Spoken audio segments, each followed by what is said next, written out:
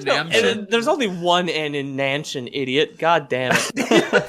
Namshin.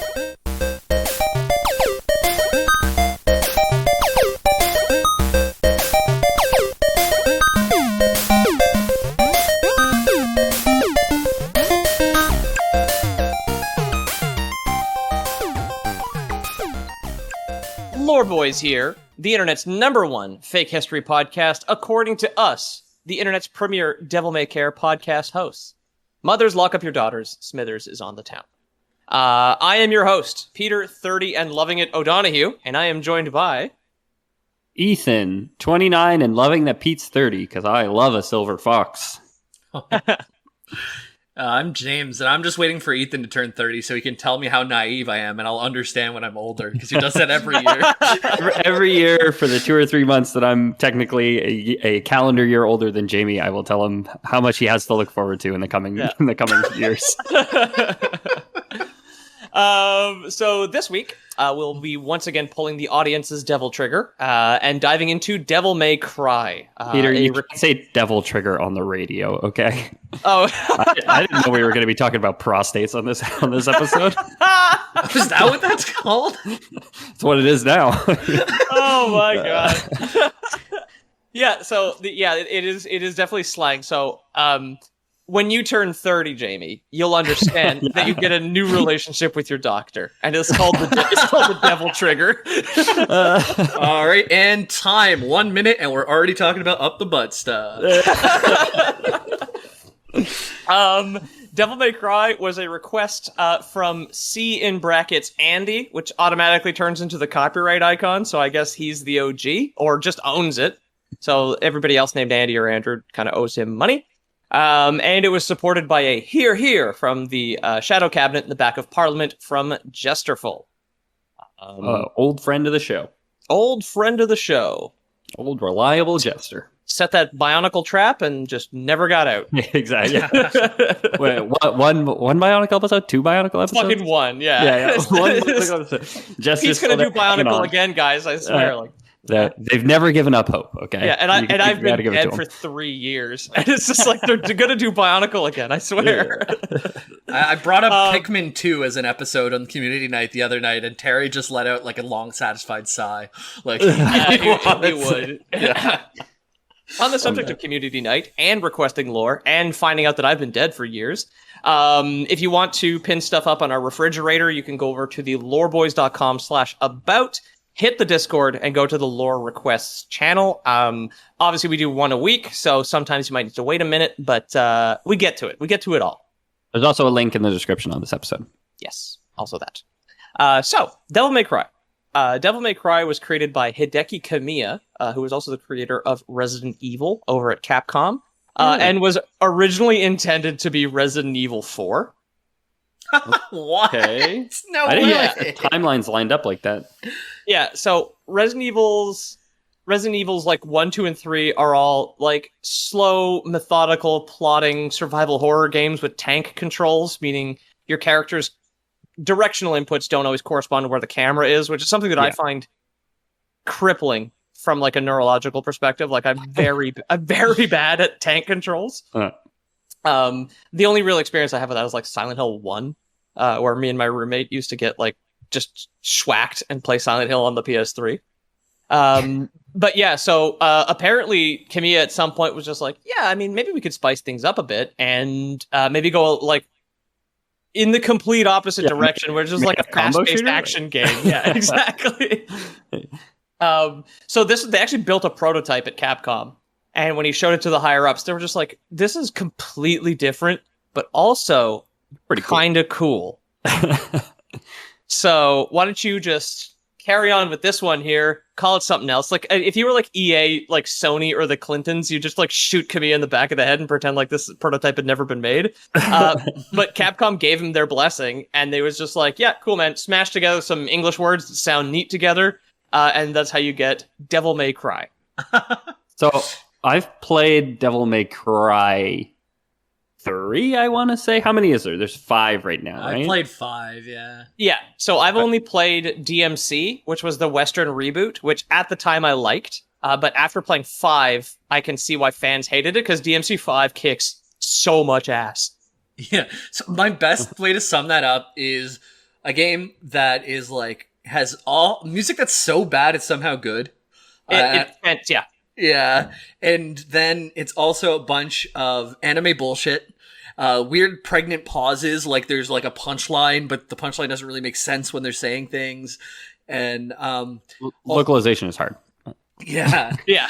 And then like it's a fighting game, action fighter, where you like go around and you could be really bad at the game and just like mash one button and beat the game, or you could just be really good at the game and get these crazy insane combos that I've never gotten to it. Yeah, so I googled it. I pulled up the clip for my own benefit. I have played Devil May Cry 3 Dante's Awakening. Okay. Which was extra confusing because they set it up. I think Dante may have been a character in like 2, like not a playable character, but like a character that you meet, and then you play Dante in the third one. So it was supposed to be like, oh, interesting and cool. But I was just like, I don't know who this person is. Don't know what's going on. Like Jamie said, it was PlayStation 2 that I played it on. And I think I just like mashed the square and triangle, like square, square, triangle, square, square, triangle through the entire game.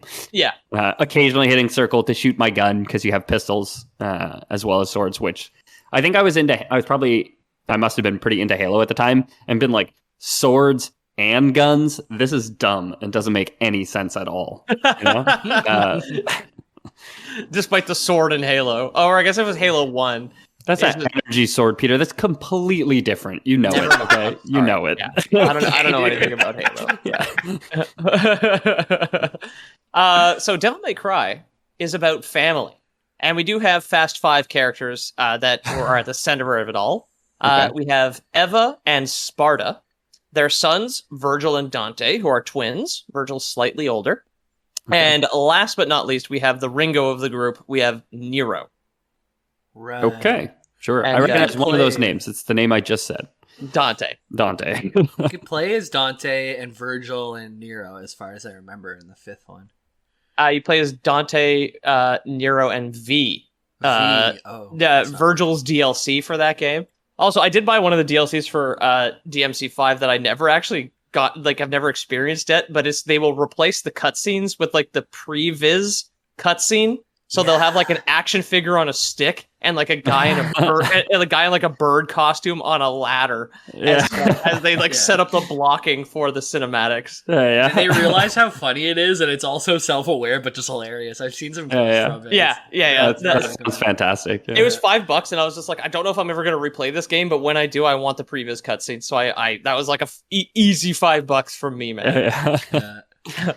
You win this round, Capcom. Yeah, not to. Well, I mean, they've got me got my fucking balls in a vice with Monster Hunter at this point, so they've got me. Oh, that's Capcom. Yeah. There you go. It's a Capcom Renaissance, baby. They they had like one director or some guy in charge who was just like, Call of Duty's popular. We need to appeal to the Westerners. But all that turned out to be was just making all of their old franchises shitty, and then he left. And now there's like the Capcom Renaissance, where it's like people really did like our games. Up to a suspiciously hard point. Yeah. I have like an unfinished business with Capcom. There was this one game on PS1, and it was a RPG Mega Man game, and it was really Mega Man Adventures 2 or something like that, or Mega Man Legends 2. BattleNet or some shit. No, Legends. I had BattleNet. That was a different concept. It was so good, and you would go like through ruins and discover these old robots, and then you kill these robots and take their pieces to craft your own new guns and stuff. And I scratched the disc, and it never got as far as I want. If someone has that game, how the fuck is that a bone to pick with Capcom? Did Hideki Kamiya come over, fuck your disc up, and tell you to play Devil May Cry instead? No, it's just I just need to finish the game. I guess there's more unfinished game. Yeah. The McCry family hails from a small region just outside of Livingston County, Michigan, called Hell, which we will refer to as the Demon World in this one here. Okay, and again, they're not from Livingston, Michigan. They actually spend their time in Hell. That is correct. Yes. Okay. Yeah. That is Google Maps a real place called Hell, which is just in Michigan. So there you go. Doesn't surprise me of all the states, right? Sure. I guess. I mean, I guess I just like Detroit. I guess the whole state isn't Detroit, right? Pete's hot take on Michigan. Yeah, Michigan sucks. Michigan, also known as I've only South driven Ontario. through. I will say we're Canadian, and we love all our American listeners, but you guys are, I mean, some would say excessively patriotic for your country, but also strangely patriotic for your specific states. It's like it's interesting to see. I guess Quebec is too, as an example. Quebecers are fièrement loyal de Quebec. Quebec is our Texas, and also our, because it wants to secede, but not really, because we're not really a union. Anyway, the Demon World. Yeah, the Demon World is said better to be wait, Texas? the Demon World, better than Michigan. What were you gonna say, Jamie? Sorry. I said, wait, Texas? You said Texas and then the Demon World. What are we talking about here? Talking about the Demon World. The Demon World. Okay. Texas is like more like our Quebec, because Quebec wants to separate, and Texas has threatened to secede from the Union multiple times, as far as I understand it. I don't know. Yeah. Texas isn't a place on Earth. Texas is in your head. Okay. Yeah, Texas can't hurt you, Jamie. Okay. Yeah. Everything's bigger in Texas. It's not small, okay? The Demon World is said to be a confusing place made up of shifting, unrelated realms and planes, some of which have completely different biomes, like Fire Hell and the Great Forest. Great names for places. I wonder what happens there. They're kind of like a fantastical storm of Super Mario-esque themed levels, perfect for a video game. So it's definitely kind of working backwards in this case here. Okay. 2,000 years before the first Devil May Cry game, which it's not specified, so we'll just say it's set when it came out, which is in 2001. So happy 20th birthday, Devil May Cry. So we're starting this story in year 1, is what you're saying. Yeah, sort of. Cool. The Demon World and our human world were at war in the year 1, exactly. Sure. Prior to this, the ultimate evil Mundus had overthrown a now lost to history demon king and taken the devil throne for himself. Okay. Due to demons being overall much stronger than humans, especially the humans of the Bronze Age, the Dark Emperor, Mundus, figured his victory was assured. Mundus never expected a Judas to his personal Jesus. So when Sparta, his right-hand demon man, defected to the humans, the tides turned. Is that where the city comes from? No. Oh, I'll get into where the names come from soon. Okay. The way you say that, Peter, makes me think it's going to be stupid. It is. Yeah. A lot of it's kind of stupid, and that's like that's what we were talking about with Devil May Cry. It's just like it's refined stupid that is then good again. Like it's absolutely worth it. Like it's every like aspect. It's the charm of it, right? Is the fact that it's so like zany. Yeah, exactly. I'll ask you guys. I put something in our chat. I'll ask you guys to pull up a clip, and hopefully I can get some reacts out of you. Lore Boys react, and then we can have a picture of Jamie clapping his hands to his cheeks with his mouth wide open, and like a Fortnite map in the background. That's cool. YouTube now, right? Yeah. You sent me a thing that says "Meet Asana, your work manager, but better." I don't think I did that. I'm joking. It's an ad, Peter. I'm getting an ad on it. Classic pulling up the YouTube joke. Don't pull it up yet. We'll get to it. Okay. Sparta was at the time the most powerful demon swordsman alive. He mentored his twin brothers Baal and Modeus, who also joined him and defected. It would seem that Baal and Modeus are twins themselves, and not like the 2/3 shitty part of like a triplets with a god king like involved. Okay, sure. Because they're not as powerful as Sparta. But I don't think. And they're real demons as far as I know. Maybe Sparta is too, but like I know Baal is a real demon, and Asmodeus would be the real counterpart. Yes. Who's also a World of Warcraft. That's for you, Jamie. Isn't it Diablo? Is he? Baal is in Diablo, yeah. I thought Asmodeus might be a World of Warcraft daemon, but I could be wrong. Asmodan, I think. Asmodan, that's it. Yeah, you're right. Yeah. His younger brothers only appear in the Devil May Cry animated series, which I didn't know existed. So fair, me neither. As somebody who, again, has only played 3, didn't understand the lick of it, never looked into the franchise again, didn't know the animated series existed. Can't believe starting at the 3rd game in a trilogy was just like, I'm a little lost. I won't get into this. I was pretty lost. Going on here. I was lost in the fifth one, but I feel like that was the point. Like, I don't know if anyone's supposed to follow it completely. It was 100% a game that I think my older brother bought as like a recommendation, probably from somebody who had played the series, you know, and was like, "Oh, Devil May Cry's great." And Andrew was just like, "Yeah, I'm gonna get it." And Andrew didn't really like video games, so he played it a bit and was probably like, "Well, don't like this." And I probably ended up playing through it on the easiest difficulty, but yeah, I get thrown into 5. It's like, here, go fight a demon in a giant throne that looks like the Satans of all Satan. Oh, okay, you can't beat him yet, but don't worry, there's a hot girl who'll drive up in a car and sell you some ammo. It's like, oh, thank you. Yeah. Like, what is going on? That's what I needed. DMC5 was very much deep end for me, and after reading through this shit for the episode, rather, I was just like, oh, now I understand what the fuck is going on. But it's like just it's a reunion tour of like these 20-year-old characters that like I just got just like thrown into. It's kind of like if you don't play The Witcher 1 and like The Witcher 2 and 3, or even just go straight to 3 like a lot of people did, and everybody's really excited to see Geralt, but you as the player are just like, what the fuck is happening? Like, people are talking about things they did together. Why do they keep talking about this flower, a dandelion? I mean, come on. Yeah. They making tea? Come on. First it was lilacs and roses, and now it's dandelions. Yeah. It's lilac and gooseberry. Gooseberry. I don't know what the fuck that is. I guess they're nice. Gooseberry's a kind of berry, Peter. Come on. They're probably poisonous, is my guess. Like holly. Yeah. So you had mentioned it earlier. Many of the names in Devil May Cry are just taken from other non-Japanese cultures, but in a very clumsy way, since translation services in 2001 were worse than they are now, and they're still not that good in 2021. So Sparta, the explanation for this one, it's like Sparta, when pronounced by Japanese people, is Suparta, which, according to the wiki, apparently sounds enough like spada, which is Italian for sword. Oh, okay. Wow. And he's a swordsman. That is a meandering trail to get to that point, man. Yeah. So, like, I have my own Lore Boys canon explanation here because it will stand up with some of the other names that we get to. Lore Boys canon, it is just the Greek city-state Sparta with a D instead of a T, since his brother Baal is Baul and is named after the Canaanite demon or god Baal, Baal. Okay, sure. Yeah. So Although, go ahead, please. Just while we're on the subject of Baal, the Baul Baal are a real-world sect of shamanistic bards in Bangladesh. So I don't know where they took the name from. They just source them from all over. Yeah, exactly. Just darts.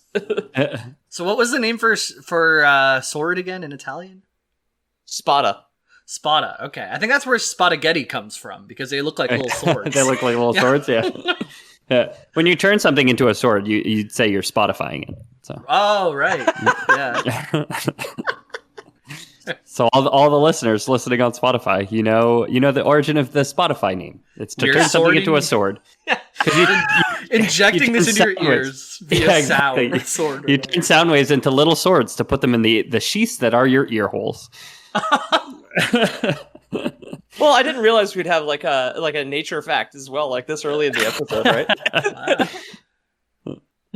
And then the great Satan that is on the devil throne right now, Mundus, is just one of the Latin words for world, which shouldn't really surprise anybody, I guess, who speaks a second language, because like in French, monde is world, so it's just kind of whatever, right? Mondo. What is world in Spanish? I think mondo. Pull up the clip. Following his, quote, awakening to justice, which again, great translation, Sparta entrusted his teachings to his brothers and went off to war to save the human world. Sparta single-handedly defeated the armies of the demon world as well as Mundus himself. Okay, good for him. Pretty good. Yeah. He's doing work. He's making waves. Yeah. Using his blood, his prized weapon, the Devil Sword Sparta, which I guess is the Devil Spada in this instance, and the blood of an allied human priestess, he sealed Mundus away within like a classy, like marble countertop vault, basically, hopefully forever, right? Okay. Sure. because Mundus would certainly never be the final boss of any kind of video games or anything stupid like that. No, I don't. He's been defeated. I think he'd probably reflect on what brought him to that point in his life and learn from his mistakes and probably not do the bad thing again. I could single-handedly lay waste to his armies, and I certainly won't kill him. That would be ridiculous. Yeah. Mundo, Spanish for world, Mundo, like Dr. Mundo. in League of Okay. Legends. Oh, with a U. There you go. Yeah. What about Italian, James? This is how we keep Italian. me busy all episode. Yeah, It and then do is- German after that. Well, German's going to be the Germanic route might be different than the Latin route, right? It'll probably be fucked up. Yeah. In Belarusian, it is Sviet. Oh, in German, Okay. it's Welt. Uh-huh. Oh. There you go. In Latin, It's in English. Orbis in Latin. Oh, Orbis. I like that one. In Zulu, it is Umlada. Laba. Umlata. Laba. Sorry. That's like that punctuation from Sweden, the umlaut, sort of. Yeah. Sure, yeah. I'm sure Sweden and the Zulus have a lot of like common roots for their languages, right? Yeah, probably. In Hebrew, I can't read those letters.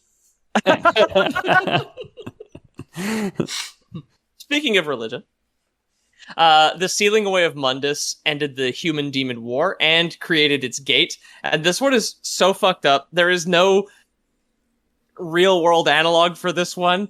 The name of the gate and the tower that it's within is the Temen Negru. Okay.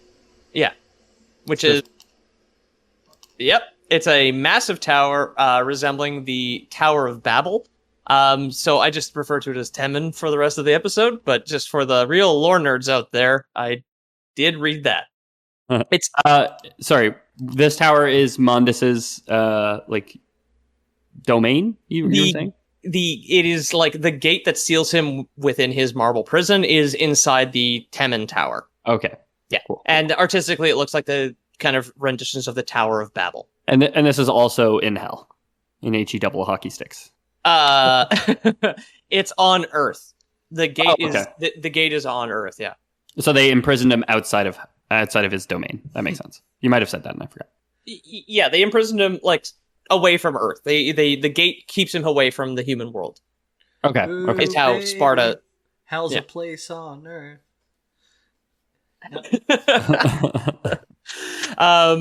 The gate of Temen the gate of Temen to the demon world can only be opened with the reunited halves of the perfect amulet, which Sparta also used some of his power to create. Okay. For good measure, and for the sake of boss fights, Sparta also sealed away minor demons such as Cerberus, Agni, Rudra, Nevan, Beowulf, and Leviathan, as well as demons named after the 7 deadly sins. Okay. So once again, a lot of these names probably sound familiar. Excuse me. Cerberus is a mythical hound of Hades, often portrayed as having 3 heads, or as a great worm in Dante's Inferno. Agni is the Hindu god of fire. Rudra is the Hindu god of the storm. Beowulf is their Yeah. first year lit degree assignment. Yeah. Yeah. Beowulf is the first C+ you're going to get, and then realize you need to drink less. Nevan is named for Nemain, who is an Irish goddess of chaos and war. And then, Beowulf. Finally, Leviathan is like a giant sea monster in the Hebrew Bible. Yeah, it's like a kraken or something. As for the sins, you fucking get it. Like, Yeah. there's the fat one and the horny one, and then the angry Yeah. one, or whatever. Who cares? And the money one and the lazy one. It's the 7 dwarfs. Yes, exactly. Yes, the seven deadly dwarves of in the Bible. Sneezy, Sneezy, Doc, obviously the worst one. Yeah. Horny, this little bastard. Lazy, horny, sneezy. Hi ho, off to sin we go. Hell yeah. That's a good one. Later on, Sparta would seal away another gateway to the demon world in a city called Fortuna, which is an isolated city in an unknown country, but the architecture is pretty Roman. And Fortuna is, in Roman mythology, is also the personification of luck. Okay. He already used... Sorry? I said O Fortuna, which is a song. Yes. In The Matrix 3, I think. Oh, there you go. Nice. It's from the OST of The Matrix 3. I tried to watch all the Fortuna. Matrixes the other week. I got 2, 3, but I couldn't get through 3. It wasn't good. It was too bad. Yeah.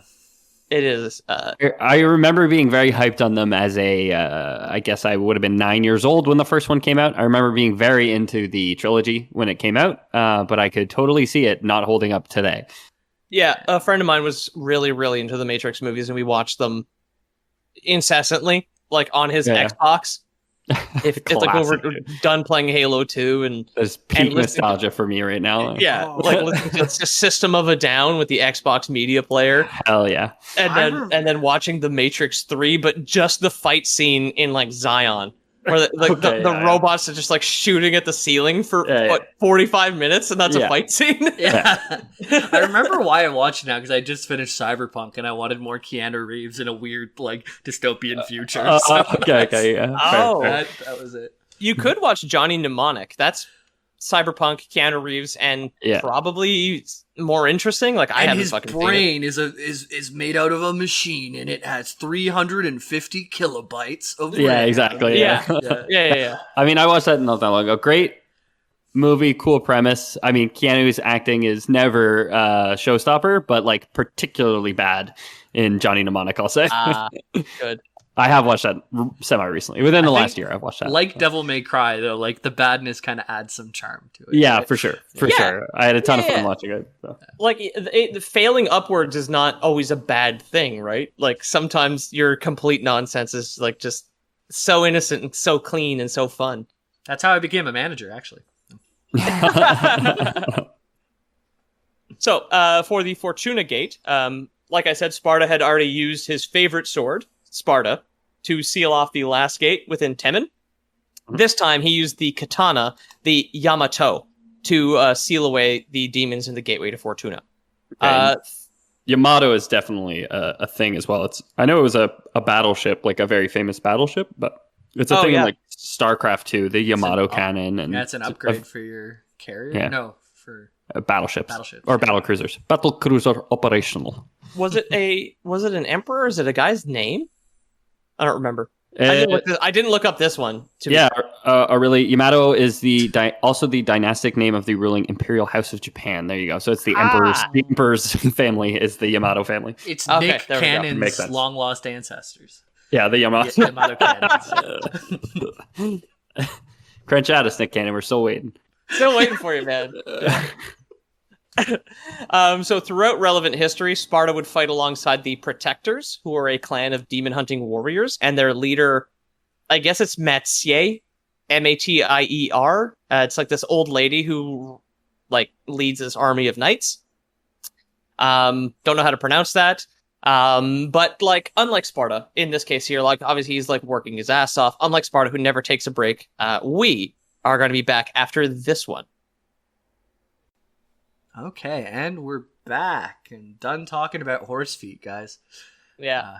In the break, I was explaining my favorite new YouTube channel is Farriers, where they cut the horse hooves and trim it down, and it's very satisfying, worth taking a look. It's like that soap carving that people seem to be into, right? It's like super, super smooth and mechanical. Yeah. Yeah. I've seen a couple of those videos. Anyway. I hope you guys enjoyed a product that we heartily endorse. I actually bought 2 of whatever you just heard. Yeah, I bought 2 cosmetic today, and I love them. They're great. Keep one on the kitchen table and another on the mantle, just for show. Just right above the fireplace. They're selling life insurance or something like that. I got 2. I got 2. Yeah, one for both my names. So I'm going to fake my death for one. And then the new guy who looks just like me is going to cash it in. Yeah. Fun tip from the lore boys. Insurance fraud. Didn't think we'd sneak this into the DMC episode, did you? Okay. Pay to the beneficiary of Don O'Peterhue. Okay. Yeah. Odd name. Is that Scottish? No. Anyway, so before the break, we were talking about how Sparta was, doing a hell of a lot of work, right? Mm-hmm. And despite the fact he had sacrificed some of his power, he was severely weakened He still remained mostly ageless. By the time we kind of get to him in our historical period here of being the 20th century or the 19th century, he's just like a handsome silver fox, which Ethan, you mentioned liking earlier, which is great. Yeah, I'm fully erect now. Let's get on with the show. Huh? Let's go. So in the 20th century, he met and fell in love with a woman named Eva, and together they had twin sons, Dante and Virgil. Virgil first, very important. Only barely though. He's the old twin. And they lived together in their mansion outside of Redgrave City. Is this okay? Is this another made up thing that you're doing? Like they actually. Redgrave City is from the game. I did not Google it to see if it was in Michigan. So it could be. Somebody can find out if Redgrave City is in Michigan right now, if you'd like. Some of us are already looking it up, Peter. Yeah. So after the boys were born, for unknown I'm buying cigarette reasons, Sparta completely disappeared. And then kind of like Lore Boys canon, he's not actually at time of writing a deadbeat. He probably like disappeared for unknown demonic crusade reasons or to like protect the earth or some shit. Yeah, sure. Hey honey, I'll be right back. I just gotta go imprison a demon, okay? I'll be back 5 minutes. 5 minutes in and out. And I'll be right back. I'll be right back to live the rest of my life here with you, my loving wife, and these twins, 2 children. Not one, but 2 children. Wow. Yeah. I'll be back. Like I said, quick in and out. Imprison a demon and then yeah. Pick up paper towels. The casserole's a bit runny. Yeah, sure. Paper towels for your slop. Sure. Be right back. Love you. Yeah. Door slams. Yeah. Who fixes a casserole with paper towel? It's runny. Yeah. I put much water in my casserole, sweetheart. Yeah. Well, have you seen like some college dorm or just like kind of like white trash like cooking experiments where it's like, oh, I used mac and cheese, like the powder from a thing of scalloped potatoes that I ate raw 6 months ago, and they're like warm tap water. Yeah, and then like cubed hot dogs, and they're just like, yo, bro, you don't need money to live like a king or whatever on Instagram. Yeah. It's like, yo, dude, come into my dorm room, check it out. My scalloped potatoes turned into booze. Let's drink it and get fucked. Everything's in like a 3 cups of water pot with a handle on it. Yeah. It's the only clean dish he had. So, I mean, runny casserole, no bueno, but his disappearance is still unknown. So Lore Boys canon, it was shitty casserole. Okay. We can lock that one in right there. Is Eva can't cook for shit. Eva's name, obviously, is taken from Eve of dumb bitch snake fame in the Bible. Mm-hmm. Yep. And Dante and Virgil are much like our episodes on the Divine Comedy. Dante's Inferno. Copy-pasted homework, baby. Virgil was the guide, right? The poet Virgil. Yeah, exactly. Yeah, he couldn't get into heaven. Couldn't because he's a pagan. And guide through hell and limbo, but did make it to heaven. Check out our Dante's Inferno episode. Hopefully they're linked below. Virgil, like when you play as him, is he like V in 5 with like that edgelord in a trench coat with no shirt underneath? They're like, I watched some of the DLC footage. He is so fucking cool. He basically has like a time traveling shadow with a katana. So, nice. It's pretty neat. It's pretty cool. My favorite quote and source combo of Eva's that I found in the research was Virgil, Dante, happy birthday. Quote, Eva to Dante and Virgil. Good thing they clarified. Yeah, because I was confused. Yeah, it's like my favorite. I always love saying my favorite quote from World of Warcraft is from the Mists of Pandaria expansion, and it's just "Ook Duker."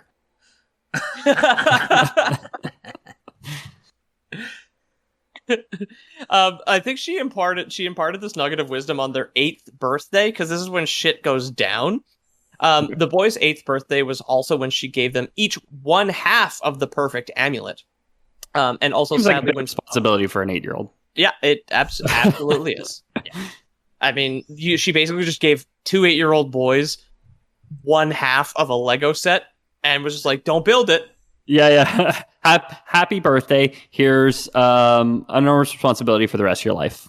Yeah, exactly. I'm just gonna go out. I got some. I gotta go make a casserole at the store. So We'll be back. Be good. Don't play with the stove. You can make with this casserole with everything you can get at a store and their radiator. Now on Instagram. Yeah. Don't touch the scallop potato vodka. Okay. Ugh. Gotta keep the boys away from the hot plate. They might get hurt. So on their 8th birthday as well. Sparta's gone at this point. He has gone out to get paper towels for his shitty casserole. On the boy's 8th birthday is when Eva actually gets killed by a demon attack ordered by Mundus, who is starting to regain some of his power and communicate like through his marble prison. Now, just because the main gates to the demon world had been sealed with the Yamato and with Sparta, respectively, or I mean, not in that historical order, so that's completely wrong. Demons can still get into the human world, so there's a little bit of fuckery going on, which was like the need for the guardians that, Sparta had worked with in the past. Yeah, it's an imperfect seal. Otherwise, there'd be no story. So yeah, and everything ended before the game. Yeah, like hit start to roll the credits. Roll credits, yeah, pretty good. That's something that I feel like Nier Automata that did in one of their endings or something. Yeah.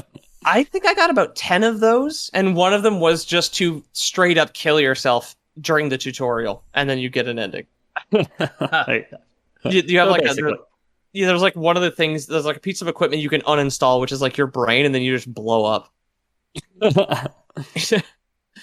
What happened during the attack is unclear. It's been retconned a few times in various media, and in some cases, Eva is ripped apart in front of Dante by demons, leading him to start the blue-collar demon removal service called Devil May Cry, which is his brand. Oh, that's okay. I'm on board. It's a company. He has like a moving truck with the. He has like a neon sign on like a over a shitty door in like a brick building that says Devil May Cry. He's a small business owner. Devil May Cry Exterminators, right? That's exactly it. You got roaches in your casserole called Devil May Cry. Yeah. Ew. But it's exactly that. He could be hired out just via landline to exorcise demons. He still has a landline in Devil May Cry 5, for the record. Like, if you saw that in any of the cutscenes, he's just straight up just that kind of boomer. Yeah, I feel like it plays on the, like, owning this devil removal service plays on, like, the old, like, Gumshoe Detective, like, novels and shows and movies and things like that, right? Where he's just like, he's down on his luck, heartbeat, always got a glass or a bottle of whiskey in the drawer at his desk, and... That's exactly right. Except Dante, instead of like whiskey, it's pizza. Okay, there you go. He likes a good slice for the kids, like the Ninja Turtles. By Devil May Cry 5, though, on that note, it doesn't seem that taking payment in pizza can like pay your bills because the rest of the economy doesn't run on pizza. So his electricity is cut off in Devil May Cry 5. So he's just in like a dark room with his landline when he gets introed to that game. Beautiful. During this version of the attack by the demons on the homestead, Virgil is kidnapped. However, in the most recent version, which is like the backstory or like fleshed out in Devil May Cry 5, Dante is hidden in a cupboard by Eva. She like hides him away. It's like, don't look, like that sort of thing. Mm-hmm. And Virgil's fate is mostly unknown. She still gets killed by demons, but like is not eviscerated in front of her 8-year-old son. And then Virgil just disappears in the meantime. Whichever Disney dead parent thread you choose, both end up with the founding of Devil May Cry Demon Removal Service. No matter what, he's just like, parents are dead, small business. That's where we're going. That's it. I mean, someone's got to earn this bread. Yeah. Dante grew up into a tall, handsome husbando with completely white hair. He kind of has like a little mop of white hair. Very 2000s hair, and it's stark white. In an interview, Kamiya stated that Dante doesn't smoke because he is, quote, too cool to smoke. Oh, yeah. It's such a good, like, how the times have changed. Yeah. Just PR, right? Just like the PR for him being like, we're going to get some good publicity with like the, Christian moms against gamers crowds by saying like, no, it's cool not to smoke. Hey, kid, let me pull up my chair backwards here. Do you think skateboarding's cool? Do you think juggling a demon on the end of a Spotto for a 52 hit combo is cool? Well, you know it's not cool. Smoking. Yeah. If you could, if you want to light up a cigarette, just suck down a slice of Zaw instead. Yeah. Funnily enough, the combo system is rated. It's like CBAS, SS, and then triple S. One of them is smoking. I think it's S. And then it's like smoking sexy, and then the triple S is something else. So like he doesn't smoke, but he is smoking sexy, and that's way more important, kids. It's smoking. It's like exactly. You're so hot, you're smoking. Yeah. Somebody smoke me. I think is the quote from The Mask. Yeah. In the first game, he is like kind of too cool for most things, but in the first game, he does show a little bit of emotion. And now is when I would like you guys to pull up the clip that I had posted earlier. Because Mundus, growing in power, creates a demon clone of Dante's mother named Trish and sends her after him.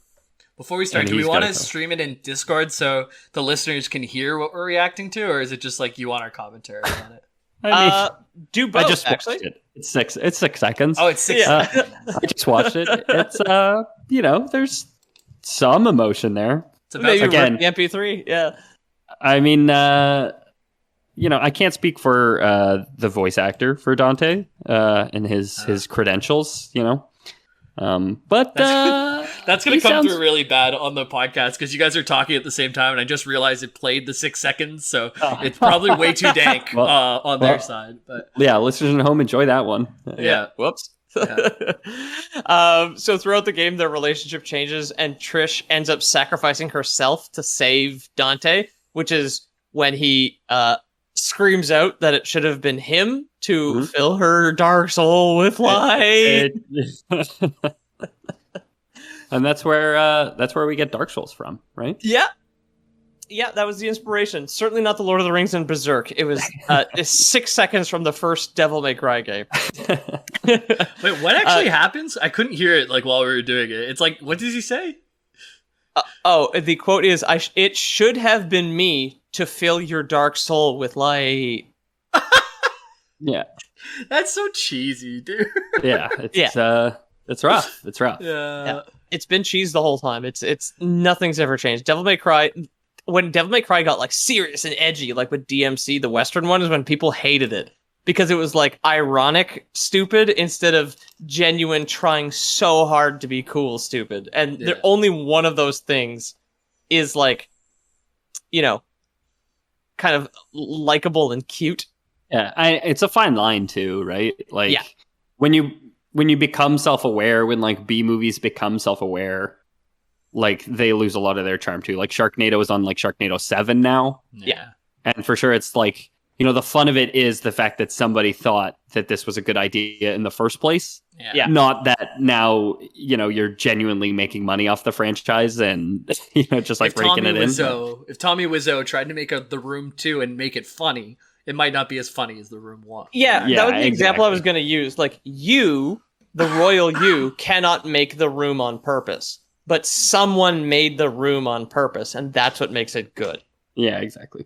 Right. Trish, however, spoilers for the first game that came out 20 years ago, does return later in the game, and she hugs Dante, and they both have a good cry, and she states that she is no longer a demon, just the demon part of her got killed by Mundus, since devils never cry. Because hence the name of the detective agency, I guess? No, it's much hence, but yeah. After defeating Mundus once and for all, so killed for real, Dante renames his small business Devil Never Cry. However, in canon, changes it back. Like, you know what? It's just the brand recognition of DMC was so much better than DNC. Yeah, he already ordered like 10,000 business cards and like to get all those fixed, it'd just be too much. Yeah. Well, it's easy to change an N to an M because you just add the lines, but it's hard to change an M to an N. So, and I don't know how that's coming through on audio if it just sounds like I'm saying N and N.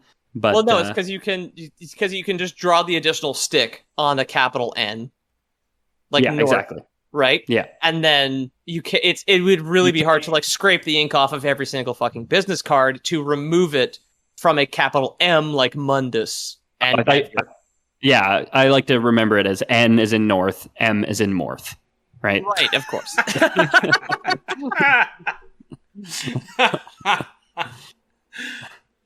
Oh my god. So Trish, not dead, able to cry, when Dante changed the name of his business to a thing she said and was just like, that's way too stupid, dude, and he changed it back. Trish would freelance for a while with Devil May Cry, and then even joined the Order of the Sword, disguising herself as a woman named Gloria for no reason that I could find. She was just somebody else. This was like a twist in DMC 3, I think, where Gloria is Trish. So, like, that, I think that was a reveal or something. Virgil now, Dante's slightly older twin brother, took a different path after Eva's murder. Before the demon attack on the mansion, which I spelled wrong here, that's embarrassing. Mansion? Virgil... Yeah. At the Playboy Mansion. Yeah, exactly. There's only one N in Nanshan, idiot. God damn it. Namshan. Yeah. Virgil would hang out at a bookstore and talk to the shop owner. He was 8 at this point and already a creep. He uses katanas, hangs out at bookstores, and like speaks to the owners and reads William Blake. During the demon attack, Virgil was playing at a playground where he was ambushed and managed to escape to a cemetery and then defeat all the demons around him with the Yamato. After this, he waited for his mother to come rescue him. He did not know she was dead, and she never came. Until recently, in DMC 5, he always thought she had abandoned him, which probably led him to hate the human race and become a secondary and primary antagonist throughout the series. So Virgil, your brother, is the bad guy. He's a secondary antagonist in the earlier ones, and he is the main bad guy of DMC 5. Oh. Yeah. At some point... Mommy went out to get a casserole. Never came home. Yeah, this casserole really really broke this family apart. Right. It's pretty wild. Your dad never came home with the paper towels. I can't salvage this. I'm just going to go buy a frozen one. Goes to the store, gets murdered by a devil. Never comes back. Like both your parents on the same shitty dinner leave to buy cigarettes is like the most fucked up thing. Yeah. Those boys, they can face anything. They can face demons on the outside, but on the inside, they can't face the casserole that broke up. It's too much. Yeah. At some point in his edgelord days, he took a lover who was just some unknown woman, but he did have a son with her. Virgil has daddy issues and mommy issues, so Virgil abandoned his newborn son with the Order of the Sword in Fortuna to be trained by a man named Credo. Okay. Did they go for the short acronym OOTS? Order of the Sword? Yeah. Oots. Yeah. Ooples and Banunus? Lore Boys Canon, yes. It is the full name of the school is Ootsels and Banunus. Okay. His abandoned son would be trained by the Order and become yet another handsome demon hunter. Thank God there's so many anime boys for you to choose from, despite the fact they all basically look the same. They just wear different coats. Yeah, they just have different cuts of leather. Different color hair too. Yeah. It's all white. They all have white hair. Do they all have white hair? Damn. Yeah. Dante, Virgil, and Nero all have just like stark white hair. Nero trained with Kyrie, who would become his childhood friend, and I believe is Credo's daughter. Although I found some kind of conflicting evidence there, so that's Lore Boys Canon. Up in the air. That's for you to decide. Yeah, exactly. Daughter, sister, who cares? Depends on what website you're on. Demons once attacked the Order when Kyrie and Nero were both young. However, Nero managed to fight them off and save Kyrie. His right shoulder was wounded, and it became infected with some kind of demonic corruption. However, this was actually his hereditary demonic power manifesting on his body. This progressed until his arm transformed completely into the Devil Bringer, which became even more powerful when he received the Yamato katana. So when he got infected, dwarf. he had to get one of the dwarfs of Sin to check it out, Doc, right? And Doc looked at it. Yeah. He just made it way worse. And, And then afterwards, Doc puts on his vinyl glove, says, "Okay, now bend over. It's time for your devil trigger examination." There's only one way to wake a sleeping prince. I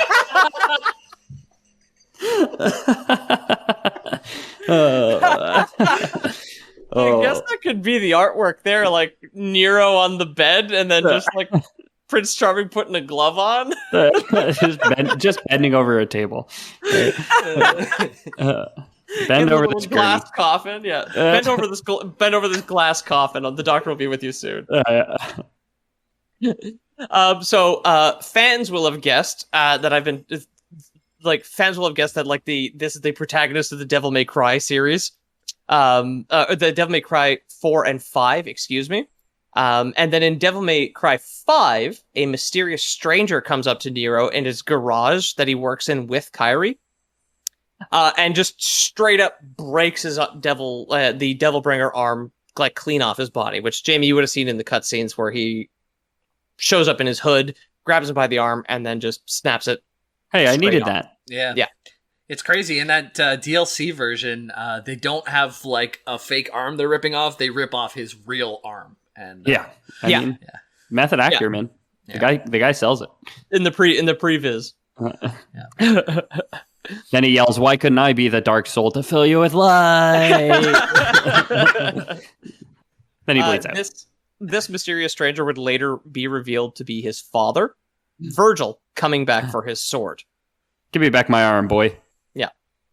Nero has been operating kind of a mobile food truck version of Devil May Cry, or Devils Never Cry, depending on which is your brand of choice. Yeah. He operates it out of a large van with a woman named Nico Goldstein. Okay. And it's funny that you mentioned how hot Nico is, Jamie. Nico has a Pavlov's dog effect on me because she looks exactly like a girl I was seeing like 5 years ago before Dara and I got together.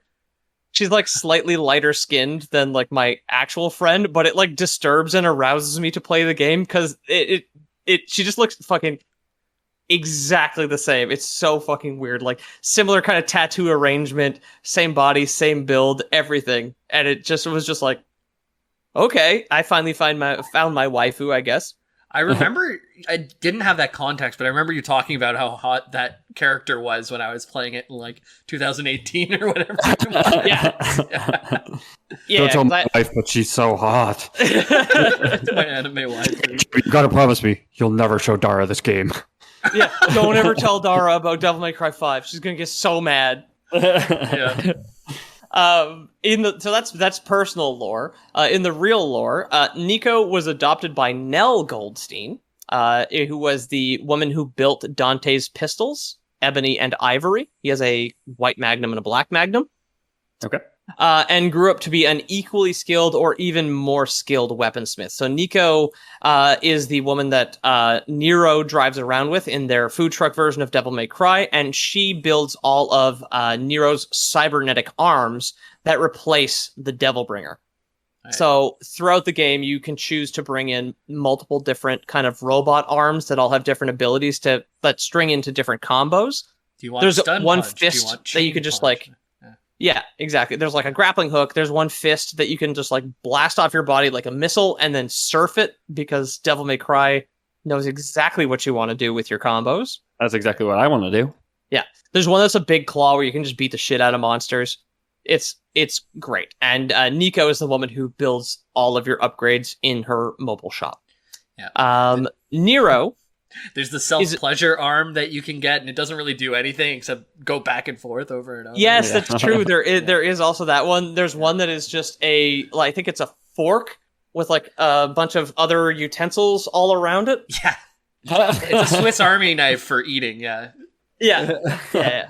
There's another one that's free DLC called Monkey Business, where it just turns the front half of your arm, I think, into like a banana cannon.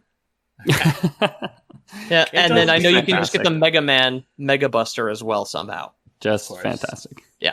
Devil May Cry is not fucking around. They were like, we know this game is a video game, and we're gonna have all the fun in the world. We're going to turn the video game up to max. Yeah. To 11. So Nero is eventually revealed to be even more powerful than his father, Virgil, and uncle, Dante, due to being 1/4 demon instead of half. And now try and follow this fucking logic here, okay? Demonic power charges up with human blood and human souls. Right. And since Nero has 25% more human, he is also 25% more strong because his demon has 25% more gas. It makes his demon stronger. It's like when you use demon. essential oils, you got to dilute them 20 times to make them stronger, right? Exactly. Oh, yeah. I gotcha. Exactly. When you're drinking that like vial of translucent purple goo that on its own is completely poisonous, but if you put it in a big enough bottle of water, you can feel kind of funny and fall asleep easier, sort of thing. Yeah. If you're making a casserole, you should make sure it's really runny, because if there's more water, then it's more casserole-y. As diluted as possible. Yeah.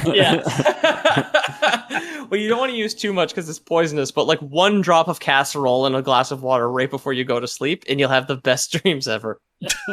It's so relaxing.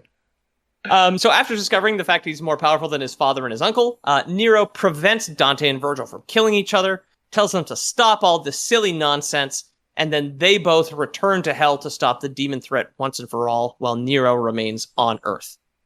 And that is Devil May Cry, up to and including the end of 5, with only the live-action DLC. So that's it.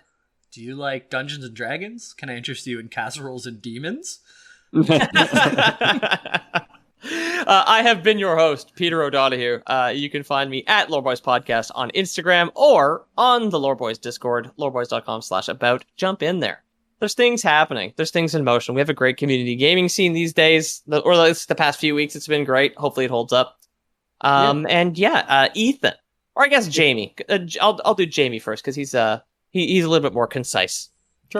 Sure. Get in the Discord. I'm trying to give more of my time. Like Bison's been using organizing this stuff, but I'm also trying to put our time in. So if you get to hear the voices that you've come to know and hopefully love, if you've gotten this far in the episode, and just come by the Discord. Honestly, it's the best thing you can do. Whether you've come to know and love us or know and lust for us, we'll take what we can get.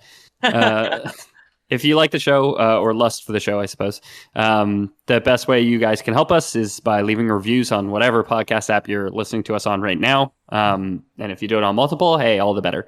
Beyond that, telling your friends about the show, telling people that you think might like it about the show, just friggin' shouting it from the rooftops. I'm horny for Lore Boys. It means the world to us. So, and thanks so much to everyone who's listened forever, and to everyone who's just found us today. You mean the world. But if you wanted to help with your wallet, we do have a Patreon, patreon.com/theloreboys. You can check out some perks there. We really, really do appreciate you guys making this monetarily not just viable, but incentivized in a way. The show's not the most expensive thing in the world to run. It's not the cheapest thing in the world to run, and you guys have helped take that strain off big time. Of course, we do have Lore Boys Prime, which is something we've done since before Patreon would even look at us or consider us. I didn't know that there was they gated Patreon, but when they took 2 looks at us, they said, "Oh no, not you, not your kind here." So we kicked off Lore Boys Prime to start, and we've done it ever since. And so some of the people in the Discord might know that I'm moving into a new house. I have a lot of extra room. Me and my dad bought a still last year, so I'm going to be looking forward to making some real products for you. And I need your guys' scalloped potatoes. I'm making scalloped potato vodka, and I need you guys to please water down your scalloped potatoes and send them to me. Ziploc bag is preferable, but really any kind of receptacle that you guys can find it. Send it my way, and you'll be the first one to get a tour of the Scallop Potato Distillery. Yeah, generally speaking, Canada Post trucks are not refrigerated, so if you put the potatoes in a Ziploc bag, they'll start to kind of booze up on the way here. So it's less work for us. It means you get your liquor faster since it's kind of being made on the way. Exactly. I can never wait for it to be ready anyways. I always just get in there head first like a little piggy. So you guys we've had to get Jamie out of the mailroom here at Lore Boys headquarters, so he stops just sticking his whole head in Ziploc bags full of scalloped potatoes. Yeah, we put all your guys' letters in just a trough, and he's just rooting through them all the time. it's a gamer trough. And I think that would constitute a Lore Boys. Lore Boys. Lore Boys. Out. Devil May Kraut.